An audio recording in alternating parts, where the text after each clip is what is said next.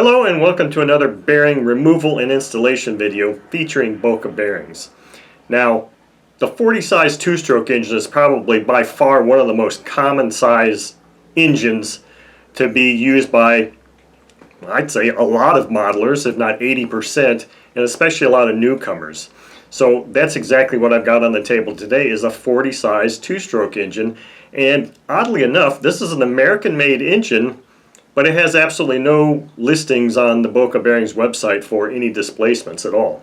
So that's the purpose of today's video, is I'm going to be showing and telling about this K&B 40 model 4011 engine, and we're going to be taking the front housing off and determining what size bearings go in it so that I can have them create a listing for K&B 40.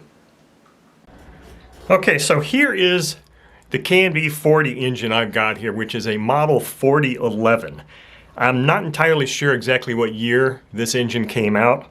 I was unable to find any review articles from Clarence Lee or any review articles on this particular model of K&B 40 engine. However, there is a website called, and a company, the Model Engine Company of America, or MECOA, that actually still has the rights to these engines, manufactures parts, I believe, and at least has an extensive listing of parts. So I was able to look up some bearing information there, but it seemed rather confusing because they would refer to the 4011 as an early version or maybe a later version.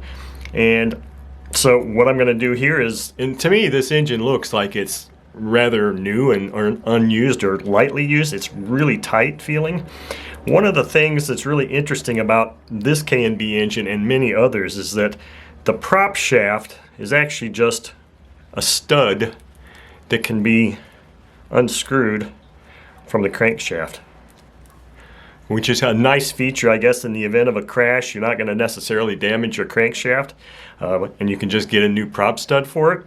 So that's kind of a cool feature. So what I'm going to do now is turn the video off, take the front housing off, take the carburetor off, and we will remove some bearings and try to determine what the size is. Now, I've already got a couple of different sizes of bearings from Boca that I'm theoretically going to be putting in here. And if they fit and work properly, then I will submit that information to Boca and say, here, would you please make a kit number for the K&B 40 model 4011 engine. Okay, so I've got this engine disassembled and ready to remove the bearings, but before I do get into the actual bearing removal and installation, I just want to talk about a couple of the things I saw in this engine when I took it apart. And one of the things that's interesting with this particular K&B engine and possibly other K&B engines is that every single screw on this is the same length. They're SAE, and they could all be, this entire engine can be disassembled using a 3/32 wrench, or a hex key. I happen to have a T-handle on hand because in this size, because I don't know why I have it, but I do. So that's an interesting thing. And I was thinking that this engine was brand new in box and never run, but I'm finding that that's not the case based on the amount of oil residue, caster residue on this drive hub. And the fact that I'm not sure if K&B was one of those companies that used to run their engines at the factory. I don't know. I thought they might have been, and I thought that might have been why it felt so tight. But then when I pulled the head off and I saw, that it's a cross-flow scavenged engine. You can see by that baffle on the piston, but you can see it's rather dark too. So the only other thing that I thought was interesting is usually on a cross-flow scavenged engine that I've disassembled, especially OS ones, when I took this cover off, it came off just like this. And usually when there's a cutout in the inner portion of the rear cover, it's on this side of the engine. This one just so happened to be on the, oh, actually I think I was here. Happened to be on this side of the engine, which I thought was odd, and I don't know if that's correct or not because of the fact that this engine wasn't new. It could have been disassembled before from another, previous owner. And the other thing was that the front housing screws weren't tight at all. So all those things being said, let me put these parts that I'm not going to be needing for the disassembly into a bin, and we will get on with the disassembly or the removal engine or bearing removal of this engine. So here it is, and I am going to put my heat glove on, heat this thing up a bit, and we will get these bearings taken out. Now it looks like this front bearing is a rubber seal bearing, which I think is a little unusual also. I've never seen that.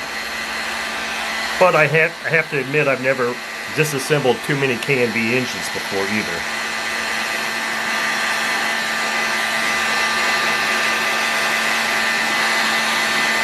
Let's see if that's enough to get it out.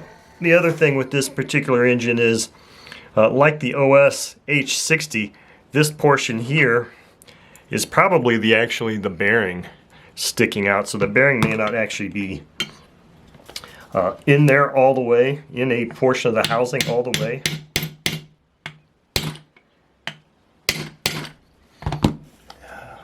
Does that want to come out at all? I may have to heat this up more than that. No, it's coming out.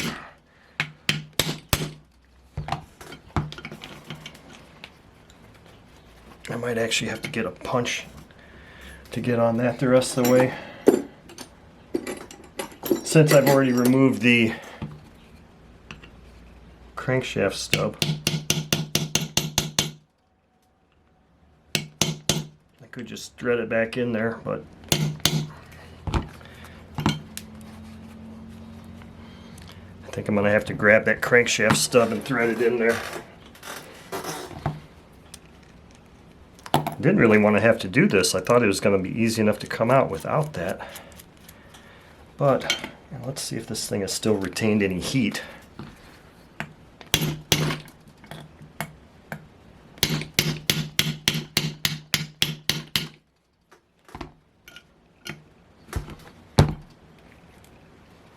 Well, that thing just doesn't feel like it wants to come out.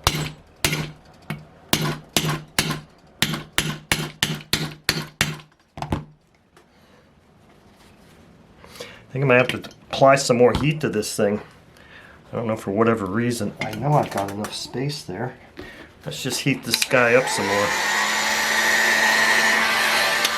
Before I do that, let me run this nut up here some more. It looks like I did get it to go down some, but it's really caked in there. Let's see if that's enough now to get this crankshaft to pop all the way out. It's warm, that's for sure. Okay, finally.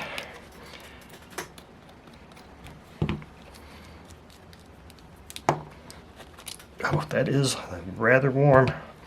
Okay, so now we're to this point here. So let's see if we can get this bearing off of here so we can take some measurements on it.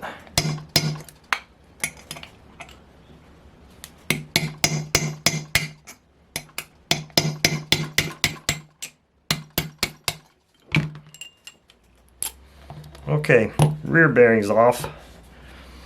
Let's pop this front bearing out real quick too.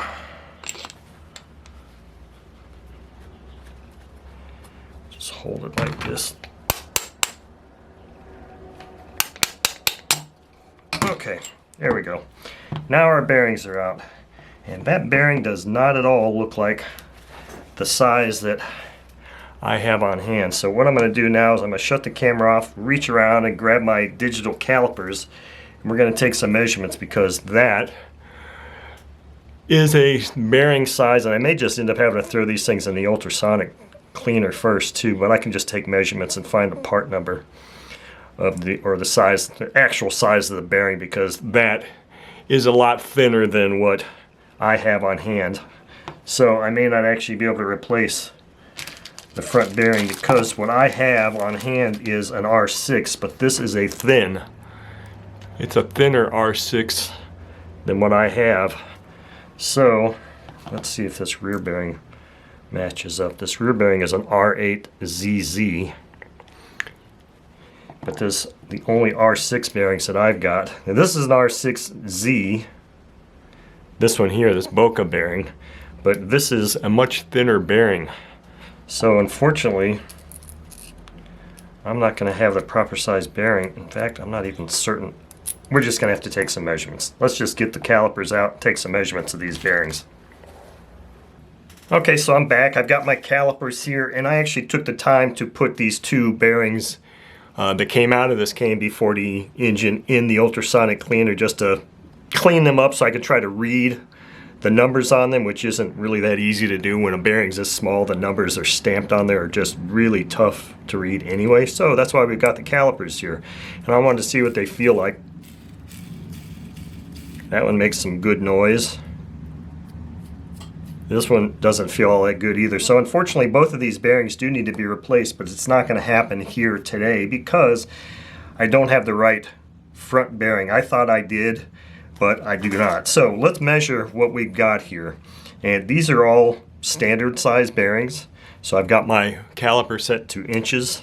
So let's just start by measuring the front of this. So this is a 0.375 ID or OD on this shaft, and this bearing with the front bearing is measuring, okay, it's measuring a 0.373. 0.373 or so. So it's a little, tolerance is a little tight there. It's a tight fit. Now I've got two other R6 bearings here. So let's do all of the measurements here. So this is 373 ID. The OD is, basically 0.874, 875. And the thickness of this is, it's a 0.218. 0.218. Now the R6s that I've got two different R6s here from Boca. One's a metal shielded and one's a rubber sealed bearing. Let's just check the ID here. So we got a 375 or 0.373. Yeah, basically the same as this bearing, the original bearing. So that should fit on there. It's just going to be a tight fit tolerance. This one here. Okay, same thing. So both of these bearings are the same. The only difference between them is the seals on them. Seals and shields. So 875, so that's the right OD, but obviously it's very different thickness. So not going to work. So we know that our front bearings don't match what I thought that I had guessed right, or didn't take the engine apart to measure the bearings first. So that's part of this exercise. So this bearing here is an R8ZZ or an R8. It's an R8. Well, I think it said an R8Z from Boca. This one I think is fine. Let's do our ID measurement here. So we got ½ inch or 0.4975. Okay, so we're good there. In fact, we can probably verify this thing slides right on there, so that's fine. Let's look at the other critical measurement, which would be our outside diameter. 1.25 inches or 1.125. And here we've got, basically 1.125 inches also.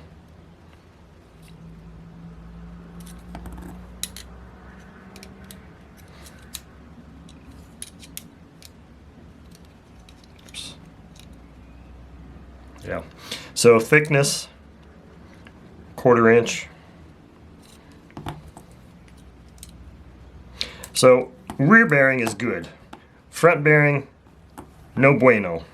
So with all that said, unfortunately that's going to end this bearing installation video, but we learned something here about the K&B 40 model 4011 engine, in that a standard R6 bearing doesn't work. It's got to be a thin one, and I'm not sure exactly what the designation is for an R6 that's just thin. That's something I'll have to look up on Boca's engineering guide and see if I can come up with that. But I've got the measurements and I've got all the information I need to submit to Boca so that we can get a proper kit number made for this engine, and then I can do the bearing installation.